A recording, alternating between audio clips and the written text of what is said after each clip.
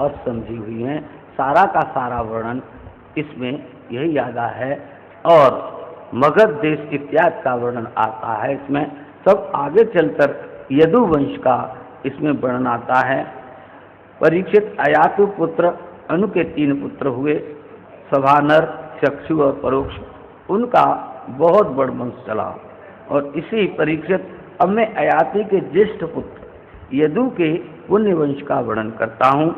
और इसी वंश में यदु के 4 पुत्र हुए, सहस्राजित, क्रोष्ठा, नल और रिपु।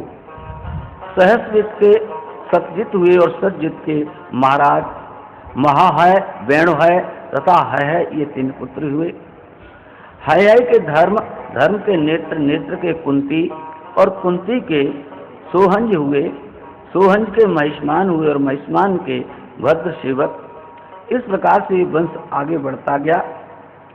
कृतवीर के यही जिस सहस्राश्रम की बात मैंने अभी आपको कथा सुनाई, ये कृतवीर के सहस्रा जन हुए जो सप्तद्वीपति पृथ्वी के स्वामी थे। दत्तात्रेय की कृपा से उन्हें योग सिद्धि की प्राप्ति हुई थी।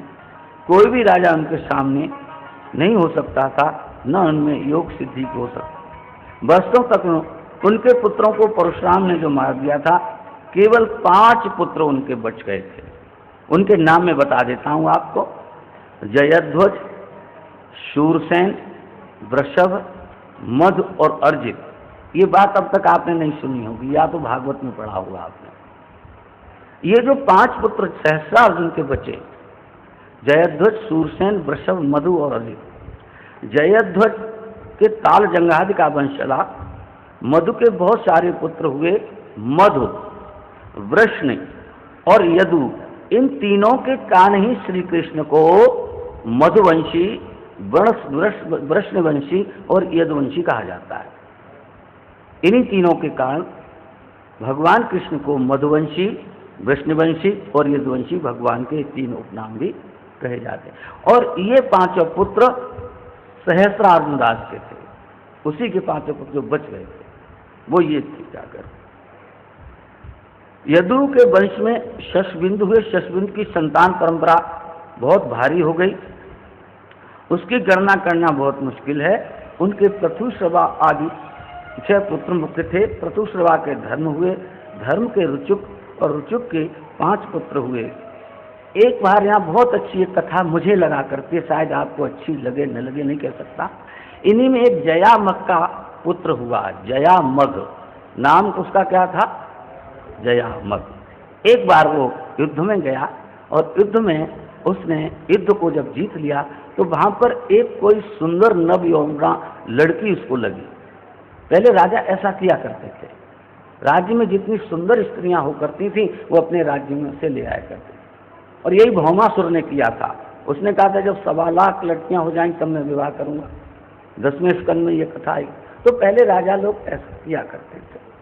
तो इस प्रकार से वो सुंदर कन्या को उसने देखा कि मैं घर जाकर इससे विवाह करूंगा, और उसने अपने रथ पर उसे बिठा लिया।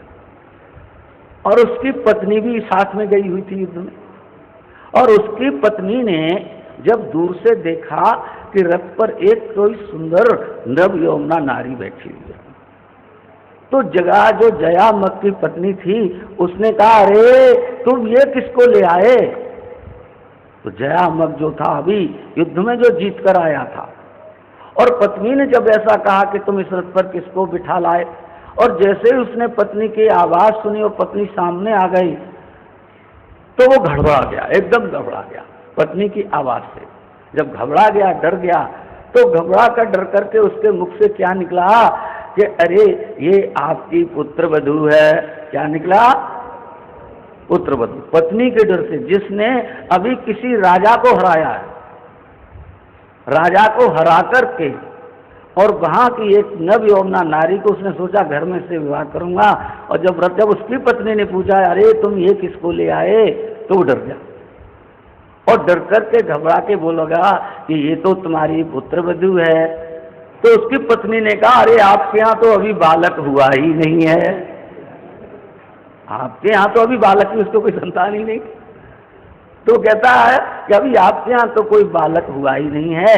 तब उसने कहा अरे जब हो जाएगा तब मैं इसका विवाह उससे कर दूंगा। प्रेम से बोलो, ये कथा श्रीमद् भागवत में जयामत की है। वहां देवता लोग भी थे।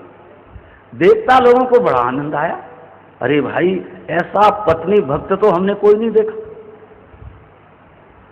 पत्नी भक्त ऐसा हमने कोई नहीं देखा जैसा जयामत जैसा है।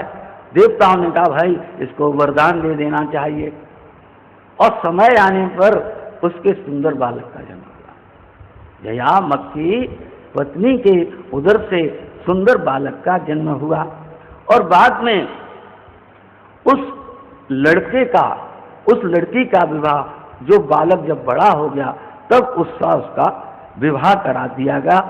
और उसके बाद देवताओं ने उसका स्वरूप एक कुमार का, जिसका नाम विदर्भ हुआ। उस लड़के का नाम क्या हुआ? विदर्भ हुआ। उससे जयामत की लाई हुई उस भोज्या का विवाह हो गया। जयामत के संबंध में एक कहावत चलित है कि आज तक सृष्टि में जितने भी पत्नी भक्त राजा हुए हैं उन सब में जयामत जैसा पत्नी भक्त राजा कोई दूसरा नहीं हुआ। ये कथा सुनकर राजा परीक्षित को बड़ा आनंद हुआ। बोलिए श्री वृंदावन बिहारी। और आपको सुनकर के भी आनंद हुआ होगा।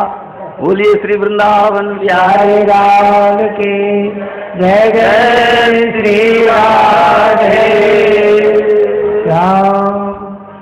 परीक्षित विदर्भ की पत्नी भोज्या से कुश, कृत, रोमपाद और ये 3 पुत्र हुए। इन्हीं के वंश में भोज बड़े प्रसिद्ध हुए। 7 तत्पुत्र। आगे चलकर ये वंश बहुत बड़ा हुआ। 7 तत्पुत्र। वृष्णि के 2 पुत्र हुए, सुमित्र और युधाजित। युधाजित के भी पुत्र हुए, शिनि और शिनमित्र। अन्नमित्र से निम्न का जन्म हुआ। 2 पुत्र हुए, एक सत्राजित और एक प्रसेन। इसकी कथा 10वें स्कंद में आई। ये सब चंद्रवंश में हुए। सत्राजित और प्रसेन की कथा 10वें स्कंद। अब 10वां स्कंद जो है प्रारंभ होगा तो उसमें जो है आपको सत्राजित और प्रसेन की कथा इसी में आपको सुनाई देगी। अन्नमित्र के एक दूसरे पुत्र का नाम था शिनि। शिनि के सत्यक और सत्यक के पुत्र सात्विक, इनका भी नाम आपने सुना होगा। सात्विक को युधान भी कहते हैं। सात्विक का पुत्र जय हुआ। जय का गुणी हुआ। ये बहुत बड़ा विस्तार है वंश का। और इसी वंश में आगे चल करके अन्नमित्र के 3 पुत्र हुए थे, वृष्णि। और वृष्णि के पुत्र हुए स्वफल्क और चित्ररथ। स्वफल्क की पत्नी गांधिनी से 13 पुत्र हुए, जिसमें मुख्य अक्रूर जी महाराज थे। गांधिनी के पुत्र अक्रूर जी महाराज थे। और उनकी सुचीरा नाम की एक बहन भी थी। अक्रूर के 2 पुत्र हुए, एक देववान और दूसरे उपदेव।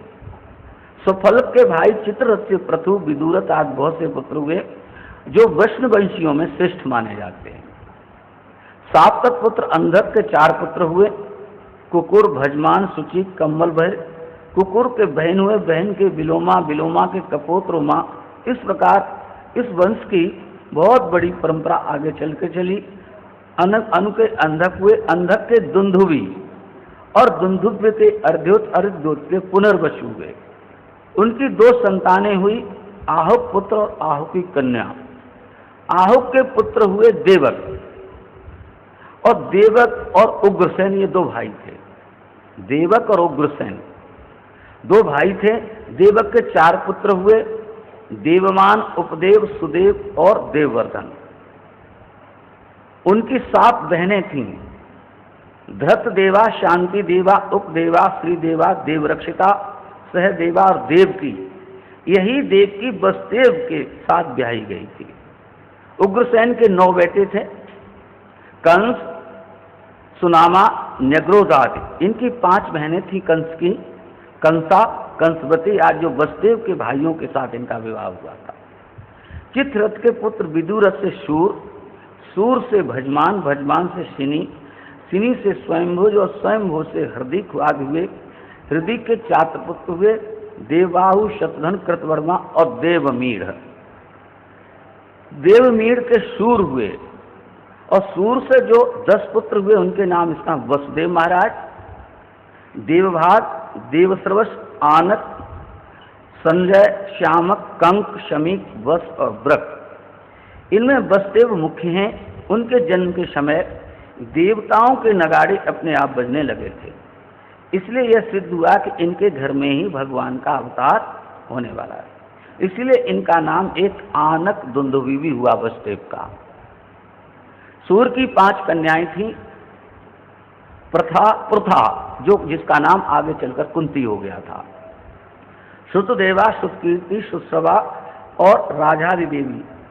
सूर्य ने जब देखा कि उनके मित्र कुंती भोज के कोई संतान नहीं है, तो उन्होंने अपनी बड़ी पुत्री पृथा, जिसका नाम पृथा, दे दिया। इसलिए कुंती भोज को दे देने के कारण उनका नाम पृथा की जगह कुंती भोज हो गया। सूर्य की 5 कन्याएं थी। प्रसन्न उनके 4 देवताओं